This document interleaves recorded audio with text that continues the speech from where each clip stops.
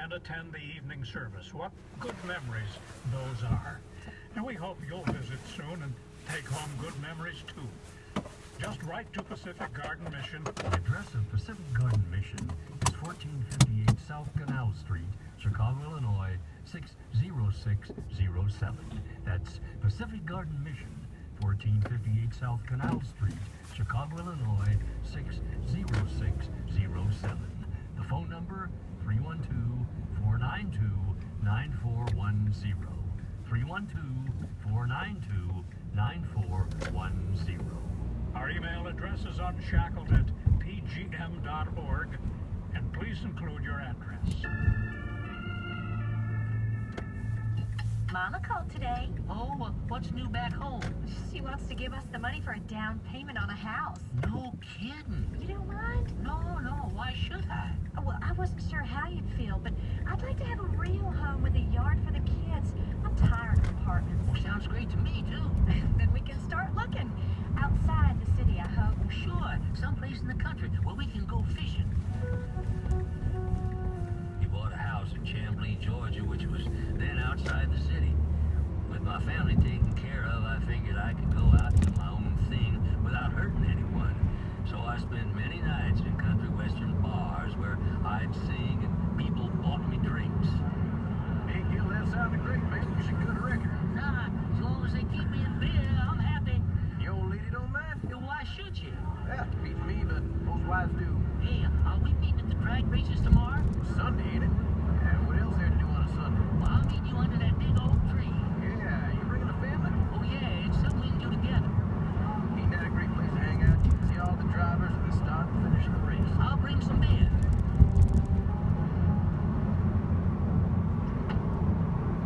Gil? Sorry, I was trying to be quiet.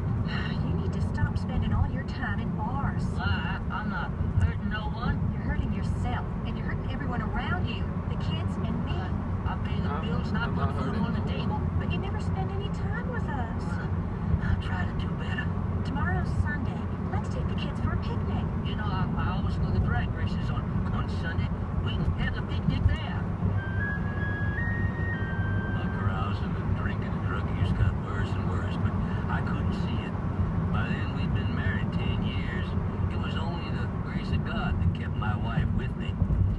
One Thursday night when I was home, there came a knock at the door, so I answered. Hello there. We're from the neighborhood church down the street, and we'd like to invite you and your family to the service on Sunday. Well, I'm not interested. Oh, I think you'd like our church. The people are friendly, and the sermons are great. Lady, I don't need you or your church, so please don't come to my house again. Who was it? 3 women wanting us to go to church on Sunday. Fat chance. I didn't give them another thought. But the next Thursday night, they returned with the same invitation.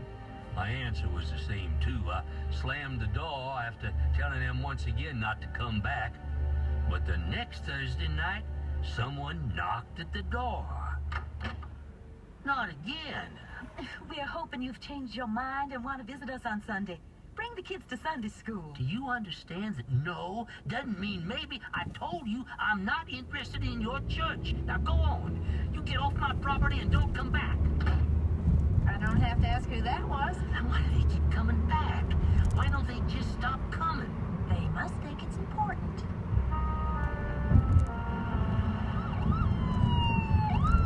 That weekend, I overdosed on drugs. I don't know how I drove home, but when I did, Nancy drove me to the fire station where they put me in an ambulance and drove me to the hospital in Atlanta.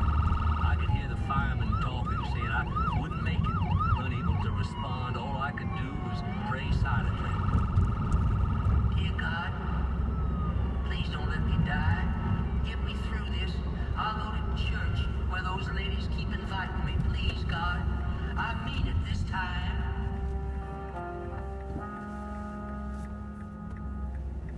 I was in the hospital a week and came home the following Saturday. You look good now. How do you feel? Well, better than I did a week ago. I was afraid you wouldn't make it, Gil. Those firemen in the ambulance thought so, too. They said I'd die before we got to the hospital. You heard them? Yeah. So I prayed and I asked God to help me to live. And he did. I hope you stay away from whatever it was you were taking. I will. Tomorrow morning, we're gonna go to church. Church? Yeah. Those ladies keep inviting us, and I promised God that I'd go if he kept me alive. You mean you're gonna skip the drag races? Yeah. I owe the Lord something, Nancy. I'd been unhappy with my dissolute life for a long time, and I knew instinctively that God had sent those women knocking repeatedly on my door. May 25th, 1969. I took my family to church, a place I hadn't been since I left that boys' school, 1957. Jesus said, "Let not your heart be troubled.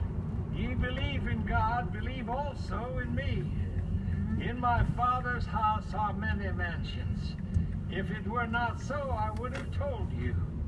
I go to prepare a place for you, and if I go and prepare a place for you, I will come again and receive you unto myself, that where I am, there ye may be also." Jesus promised that he would come again, and he will keep that promise because God is faithful. No one knows the hour or the day, so you better be ready. In 1 Thessalonians chapter 4, we find more information about his second coming. Verse 16 says, "For the Lord himself shall descend from heaven with